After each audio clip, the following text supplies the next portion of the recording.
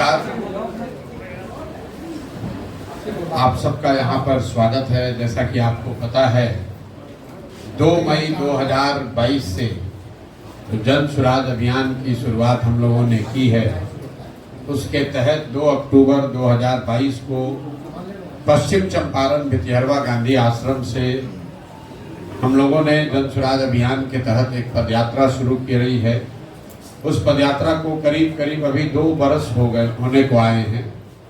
इन 2 वर्षों में बिहार के करीब करीब 60% गांव, पंचायत और विधानसभा क्षेत्रों को पैदल अभी तक हम लोग चल पाए हैं। चंपारण से चलकर उत्तरी बिहार के ज़्यादातर जिलों को कवर करते हुए अभी हम लोग सुपौल तक पहुंचे हैं। सुपौल के बाद अभी ये पदयात्रा वहां से अररिया, किशनगंज, पूर्णिया, कटिहार होते हुए दक्षिण बिहार में हम लोग पहुंचेंगे और फिर दक्षिण बिहार में भागलपुर, बांका, जमुई, मुंगेर करके उस शाहाबाद की दिशा में आएंगे। लेकिन यहाँ पहुंचने में अभी 6, 8, 9 महीने भी लग सकते हैं, क्योंकि अभी काफ़ी एरिया बाकी है। लेकिन 2 बरस के इस प्रयास में सोशल मीडिया या आप लोगों के माध्यम से बहुत सारे लोग जो साथी जन सुराज अभियान इस परिकल्पना से जुड़े हुए हैं, उनकी मांग पर मैं आज एक दिन के लिए आज आपके जिले कैमूर में आया हूं। कुछ साथी जो यहाँ जन सुराज से जुड़े हुए हैं उनसे मुलाकात करेंगे। यहाँ पर बगल में रामगढ़ के आपके यहाँ उपचुनाव है, वहाँ पर जो जन सुराज से साथी जुड़े हुए हैं उनसे चर्चा भी करेंगे कि क्या वो चुनाव लड़ना चाहते हैं। और शाम में यहाँ के प्रबुद्ध लोगों के साथ एक बैठक करेंगे और फिर मैं कल सुबह यहाँ से निकलूंगा। ये पदयात्रा का हिस्सा नहीं है, ये सिर्फ एक परिचय का दौरा है। पदयात्रा जब यहाँ करने आएंगे तो कैमूर जैसे जिले में कम से कम 20 से 25 दिन मुझे लगता है एक जिले को पैदल चलने में। जब यहाँ आएंगे तो उतना समय यहाँ बिताएंगे, गांव-गांव जाना, लोगों से मिलना, जो जन सुराज की परिकल्पना है, जो सोच है, जो उद्देश्य है, उसको लेकर लोगों को जगाना, समझाना, वो काम जब मैं यहाँ पदयात्रा में आऊँगा तब करूँगा। आज सिर्फ जन सुराज से जुड़े हुए साथियों से मिलना, उनके सवाल का जवाब देना, संगठन की यहाँ पर रूपरेखा क्या होगी, उनकी भूमिका क्या होगी, इस दिशा में हम लोग बात करने आए हैं। आज की यात्रा का एक उद्देश्य ये भी है कि चूंकि जन सुराज परिवार से जुड़े हुए लाखों लोगों ने मिलकर ये निर्णय ले लिया है कि 2 अक्टूबर 2024 को जन सुराज अभियान के माध्यम से जुड़े हुए लोग मिलकर एक नया राजनीतिक दल बना रहे हैं। उस दल में जिन जिलों में पदयात्रा नहीं हुई है, वहां के लोगों के, संगठन से जुड़े हुए लोगों की भूमिका, उनका योगदान क्या होगा, उसको जानने समझने के लिए भी मैं आज यहाँ पर आया हूँ। आपके प्रश्न मैं लूंगा। उससे पहले पदयात्रा का जो संक्षिप्त मेरा अभी तक का अनुभव है, उसको संक्षिप्त 5-7 मिनट में मैं आपसे साझा करना चाहता हूँ। उसके बाद आपके प्रश्न लूंगा। पूरी पदयात्रा में 2 बरस करीब 5,500 गांवों में पैदल चलने के बाद मेरा अपना मानना है कि बिहार में 3 जो सबसे बड़ी समस्या लोग बता रहे हैं। पहली समस्या है बेरोजगारी और पलायन का। ये 3 ऐसी समस्या है जिसको किसी वर्ग विशेष, जाति विशेष, समाज, गांव, जिला, पंचायत का समस्या नहीं है, सर्वस्पर्शी समस्या है। पहली समस्या है बेरोजगारी और पलायन। दूसरी समस्या है शिक्षा व्यवस्था का पूरी तरीके से ध्वस्त होना। और तीसरी बड़ी समस्या है यहाँ किसानों की बदहाली। अब जो पहली, मैं तीनों बात को थोड़ा थोड़ा आपको समझाऊंगा कि लोगों ने क्या बताया, हम लोगों ने जमीन पर क्या देखा। जो पहली समस्या है बेरोजगारी और पलायन, इस पर खूब चर्चा होती है। आप जैसे लोग ये कह सकते हैं कि भाई बेरोजगारी पलायन बहुत मुद्दा है, इसके लिए इतना दिन पैदल चलने की क्या जरूरत है। तो पहले से लोगों को पता है, बिल्कुल ये लोगों को पहले से पता है कि बेरोजगारी और पलायन बिहार में बहुत बड़ा मुद्दा है। लेकिन इन समस्याओं के विभिन्न आर्थिक, सामाजिक पहलुओं की जानकारी आपको नहीं है, जो कि पैदल चलकर दिखी या हम लोग समझ पाए।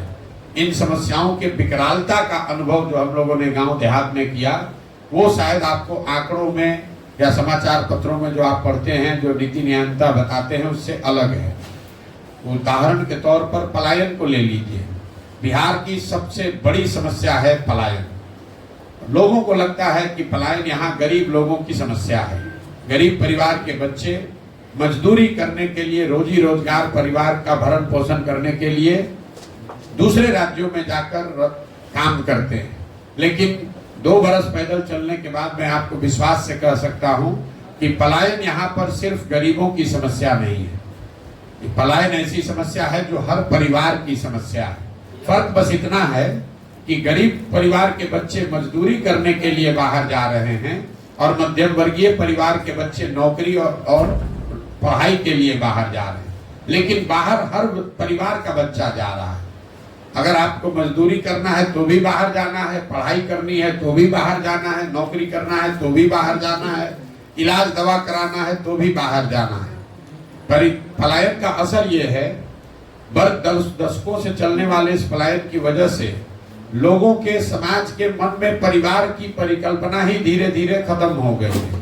हम लोग जब गांव में जाते हैं, शायद ही कोई ऐसा परिवार मिलता है जिसमें माँ बाप, पति पत्नी, बाल बच्चे एक साथ रह रहे हो। ज्यादातर परिवारों में कोई एक ही या 2 पीढ़ी का आदमी रह रहा है, एक पीढ़ी का आदमी बाहर ही गया हुआ है।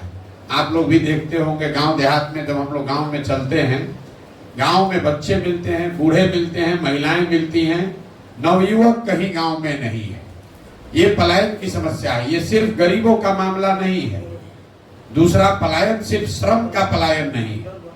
श्रम के पलायन पर खूब चर्चा हो रही है कि कितने लोग जा रहे हैं, लेकिन पलायन का दूसरा जो पहलू है कि श्रम का पलायन इसलिए है क्योंकि यहाँ से बहुत बड़ी संख्या में बुद्धि और पूंजी का पलायन है, जिसका कोई चर्चा नहीं कर रहा है।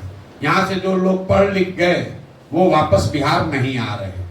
और तीसरी जो सबसे बड़ा पलायन है, जो कि श्रम और बुद्धि से भी ज्यादा, वो है पूंजी का पलायन, जिस पर कोई चर्चा नहीं हो रही है।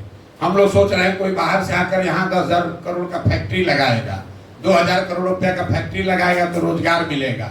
आपको हमको ये नहीं पता है कि पिछले 30 बरस में बिहार के बैंकों ने 26 लाख करोड़ रुपया, इसको याद रखिए, 26 लाख करोड़ रुपया बिहार के लोगों का जमा किया हुआ पैसा बैंकों ने दूसरे राज्यों में भेज दिया।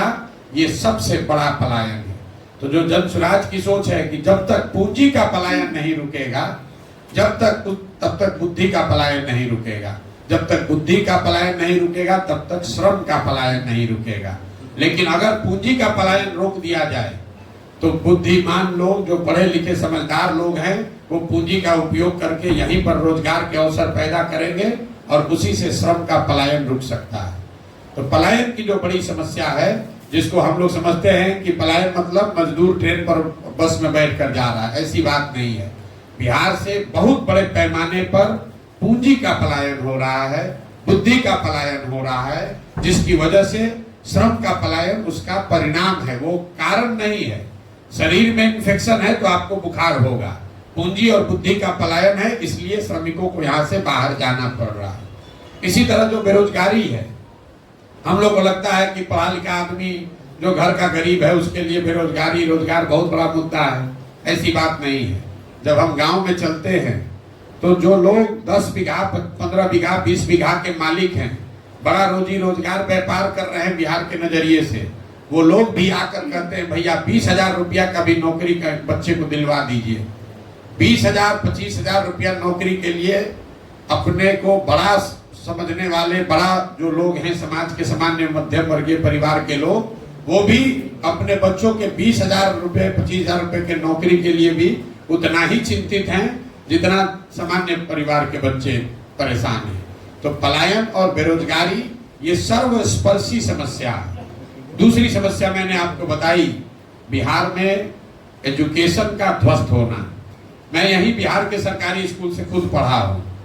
बिहार में शिक्षा व्यवस्था बहुत अच्छी कभी नहीं थी, लेकिन पहले प्रखंडों में, जिलों में 4, 5, 7, 10 विद्यालय ऐसे जरूर थे जहां पढ़कर आप अपना जीवन सुधार सकते थे। ये लालू नीतीश के 30 वर्ष के समाजवादी शिक्षा व्यवस्था का परिणाम है कि शिक्षा व्यवस्था को समता मूलक शिक्षा व्यवस्था बनाने के चक्कर में जो थोड़ी बहुत स्कूल व्यवस्था थी उसको भी खत्म कर दिया। समता मूलक शिक्षा नीति के नाम पर हर जगह विद्यालयों के भवन बना दिए गए। नतीजा क्या हुआ? जहां भवन है वहां शिक्षक नहीं है, जहां शिक्षक है वहां भवन नहीं है, जहां दोनों है वहां पढ़ाई नहीं है, जहां तीनों है वहां पर बच्चे ही नहीं है। ये इतनी बड़ी समस्या है। कई लोगों को लगता है कि बिहार में शिक्षा व्यवस्था इसलिए खराब है कि यहाँ पर खिचड़ी बट रहा है। कुछ लोग कहते हैं कि यहाँ का जो शिक्षक है, नियोजित शिक्षक, उसकी गुणवत्ता खराब है इसलिए शिक्षा व्यवस्था खराब है। इन दोनों बातों में पूरी सच्चाई नहीं है। अगर सिर्फ खिचड़ी बंटने से बिहार की शिक्षा व्यवस्था खराब होती तो 6वीं क्लास के ऊपर तो स्कूलों में खिचड़ी नहीं बट रहा है, वहां पर पढ़ाई क्यों नहीं हो रहा है, आप बताइए। अगर आपको लगता है कि नियोजित शिक्षकों से बिहार की शिक्षा व्यवस्था खराब हो गई तो आप बताइए कि Patna science college, Patna college में पढ़ाई क्यों नहीं हो रहा है। वहां पर तो नियोजित शिक्षक नहीं है, वहां पर तो प्रोफेसर लेक्चरर लोग हैं, वहां पर पढ़ाई क्यों नहीं हो रही है। तो बिहार में शिक्षा व्यवस्था के ध्वस्त होने के पीछे जो मूल कारण है वो है समाज और सरकार। इसको याद रखिए, मैं सिर्फ सरकार को नहीं कह रहा हूं, समाज और सरकार दोनों की प्राथमिकता में शिक्षा कहीं है ही नहीं। गांव में आपके स्कूल में साइकिल का पैसा नहीं आया, खिचड़ी अच्छी नहीं बटी, पोशाक का, किताब का पैसा नहीं मिला तो जाकर आप हेडमास्टर से मारामारी करने को तैयार हैं। लेकिन उसी विद्यालय में गणित का शिक्षक नहीं है, पढ़ाई नहीं हो रही है, तो उसके लिए कोई परिवार जाकर अपने बच्चे के पढ़ाई की बात नहीं कर रहा है। इसी तरीके से सरकार के लिए भी जो शिक्षक और शिक्षण संस्थान हैं वो पढ़ाई का जरिया नहीं है। उनके जरिए शराबबंदी का काम कराया जा रहा है, कभी उनको स्वच्छता मिशन में लगा दिया, कभी उनसे राशन कार्ड बंटवा रहे हैं, कभी उनसे वोटर लिस्ट बनवा रहे हैं। शिक्षकों से वो सारा काम कराया जा रहा है जिसका शिक्षा से कोई सरोकार नहीं है। एक बार इलेक्शन होगा तो स्कूल बंद करके 2 महीना स्कूल के कैंपस को इलेक्शन के लिए यूज किया जा रहा है। तो कहीं ना कहीं समाज और सरकार दोनों की प्राथमिकता में शिक्षा है ही नहीं। मैं बार बार कहता हूं कि जब नीतीश कुमार के 18-19 साल के शासनकाल का जब इतिहास लिखा जाएगा तो एक पढ़े लिखे व्यक्ति के रहते हुए बिहार में शिक्षा व्यवस्था के ध्वस्त होने को उनके जीवन शासन काल का सबसे बड़ा काला अध्याय बताया जाएगा। ऐसा क्यों?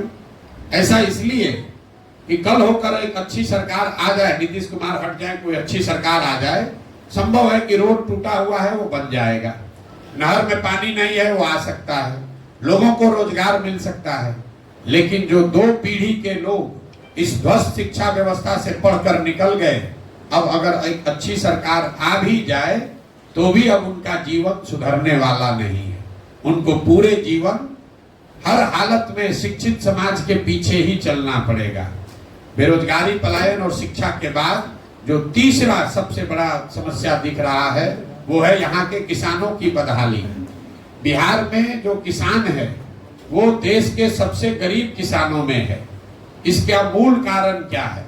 इसके मूल कारण 3 हैं जो हम लोगों ने जमीन पर देखा। सबसे बड़ा कारण है कि बिहार में आजादी के बाद बिहार देश के एकमात्र वैसे बड़े राज्यों में है जहां भूमि सुधार को लेकर कोई काम, कोई प्रयास नहीं किया गया है। पूरा जो भूमि सुधार राजस्व का विभाग है वो अंचलाधिकारियों, उनके साथ जुड़े हुए 1-2 कर्मचारी और 5-7 अटर्नी जो विशुद्ध तौर पर दलाल हैं, इन्हीं के कंधों पर पूरी भूमि की यहाँ व्यवस्था है। नतीजा क्या है? यहाँ 1/3, ये आंकड़ा याद रखिए, जितनी खेती या योग्य जमीन है उसमें 1/3 जमीन के मालिकाना हक को लेकर डिस्प्यूट खड़ा है। या तो परिवारों में झगड़ा है, या मामला कोर्ट में है, या सरकार और जो जिसके पास जोत का अधिकार है उसके बीच में लड़ाई चल रही है। भूमि सुधार के लागू नहीं होने से भूमि की, जमीन की जो प्रोडक्टिविटी है वो कम है। अगर आपके पास जमीन है भी तो आप उस पर लोन नहीं ले सकते हैं, जमीन है भी तो उसको बेच नहीं सकते हैं, उसका क्लियर ओनरशिप फिक्स नहीं है। तो आप जमीन से सिर्फ खाने का उपाय कर पा रहे हैं, उससे कमाने का कोई उपाय नहीं कर पा रहे हैं। दूसरी जो किसानों की बड़ी समस्या है वो है यहाँ जल का कुप्रबंधन। जो हम लोग यहाँ बात करते हैं कि बिहार में बाढ़ बहुत बड़ा अभिशाप है, ज्यादातर लोग समझते हैं कि यहाँ बाढ़ बहुत आता है इसके लिए खेती और किसानों की हालत खराब है। मैं एक आंकड़ा आपको बता रहा हूँ, बिहार में टोटल जितनी खेती योग्य जमीन है उसमें 50% जमीन पर ही बाढ़ का खतरा है। बाकी का जो 50% जमीन है उसमें करीब करीब आधी जमीन जल जमाव की वजह से प्रभावित है, जहां सिर्फ एक ही फसल हो रही है। बहुत बड़े पैमाने पर जो नेपाल से लगते हुए जिले हैं वहां पर बाढ़ नहीं है, वहां पर नदियों के कटाव का मामला है। नदियों के रास्ता बदलने से हजारों एकड़ उपजाऊ जमीन, आज जो इस साल जो उपजाऊ जमीन है अगले साल वहां रेत पड़ जाता है। लोग ओवरनाइट खेतीहर से, किसान से मजदूर बन जाते हैं। जैसे ही आप नेपाल से लगते हुए जिलों से नीचे उतरेंगे, गोपालगंज में, सिवान में, छपरा में, मधुबनी में, दरभंगा में, खगड़िया में, बेगूसराय में, समस्तीपुर में, हर पंचायत में हजारों एकड़ जमीन ऐसी है जहां एक बार बरसात में पानी आ गया तो पानी 6 महीना 8 महीना निकलता ही नहीं है। तो मैं आपको ये बताना चाह रहा हूं कि बिहार में जितनी बड़ी समस्या बाढ़ की है उससे भी बड़ी समस्या खेतों में जल जमाव की है। बाढ़ है तो वहां 3 दिन पानी आया फिर भी कुछ हो जाएगा, लेकिन जो जल जमाव है वो परमानेंट व्यवस्था है, परमानेंट परेशानी है। उस खेत से जहां 2 फसल 3 फसल हो सकता था वहां एक ही फसल हो रहा है। दक्षिण बिहार में सूखे की बहुत बड़ी समस्या है, सिंचाई की समस्या बहुत है। एक आंकड़ा और याद कर लीजिए, बिहार देश का एकमात्र ऐसा राज्य है जहां पिछले 10 वर्ष में सिंचित भूमि की मात्रा 11% से कम हो गई है। जैसे आप गांव देहात में यहाँ देखते होंगे, लोग बताता है कि नहर में पहले पानी आता था, आजकल पानी नहीं आता है। तो नहरों के रख रखाव में जो कमी आई, जो नलकूप की व्यवस्था में कमी आई, उसके वजह से 11% सिंचित भूमि आज सूखे के चपेट में है। मतलब अगर 10 वर्ष पहले 100 एकड़ में नहरों और नलकूप से सिंचाई की व्यवस्था थी तो वो घट के अब 89 एकड़ ही रह गई है। लेकिन ये भूमि सुधार और जल कुप्रबंधन के बाद भी जो किसान यहाँ उपजा रहा है उसके परेशानी का सबसे बड़ा कारण ये है कि एक आर्थिक सर्वेक्षण बताता है कि बिहार में जो किसान जो फसल उपजा रहा है उसको उसका उचित मूल्य न मिलने की वजह से हर साल यहाँ के किसानों को 15 से 20 हजार करोड़ रुपए का नुकसान हो रहा है। ये आंकड़ा याद रखिए, 15 से 20 हजार करोड़ रुपया हर साल आपका नुकसान हो रहा है, क्योंकि आपको फसल का उचित दाम नहीं मिल रहा है। ये धान का कटोरा है साहब, यहाँ घर घर धान का खेती हुआ है। धान का आधिकारिक मूल्य है 2100 रुपया। यहाँ कोई ऐसा किसान नहीं होगा जो 1500, 1600, 1700 से ज्यादा में धान बेचा है। हम लोग यहाँ बैठ के बात करते हैं कि पंजाब में किसान, हरियाणा में किसान बड़ा धनी है। तो एक आंकड़ा फिर याद रखिए, पिछले 10 वर्ष में पंजाब में 70% धान और 75% गेहूं सरकारी समर्थन मूल्य पर खरीदा बेचा गया है। बिहार में ये पैक्स की जो व्यवस्था है, ये सारी व्यवस्था मिलाकर सिर्फ 13% धान ही यहाँ सरकारी मूल्य पर खरीदा गया है पिछले 10 वर्ष में, और 1% गेहूं सरकारी समर्थन मूल्य पर खरीदा गया है। गेहूं में चूंकि मार्केट का रेट ज्यादा है इसलिए उतनी परेशानी नहीं है, लेकिन धान यहाँ पर औसतन 30 से 40% कम दाम पर आप बेच रहे हैं। यही हाल गन्ना का है, यही हाल मकई का है, यही हाल सब्जियों का है। कुल मिला जुलाकर भूमि सुधार का न लागू होना, जल की कुप्रबंधन, जल संसाधन जो विभाग है उसके द्वारा की जो कुप्रबंधन है, और किसानों को उचित फसल का दाम न मिलने की वजह से बिहार में किसानों की बहुत बड़ी बदहाली है। ये 3 जो समस्या है, मैं बाकी समस्या नहीं बता रहा हूँ कि रोड कहाँ खराब है, कि बिजली का बिल ज्यादा आ रहा है, कि क्या हो रहा है। ये समस्या है जो हर जिले, हर प्रखंड, हर वर्ग के लोग बता रहे हैं। बेरोजगारी, पलायन, शिक्षा और किसानों की बदहाली, ये सबसे बड़ी समस्या के तौर पर लोगों ने अभी तक बताया है। 3 शब्द जो मैंने पदयात्रा के दौरान सबसे ज्यादा सुने, वो है अधिकारियों की मनमानी से उससे परेशान जनता, दूसरा सरकारी विभागों में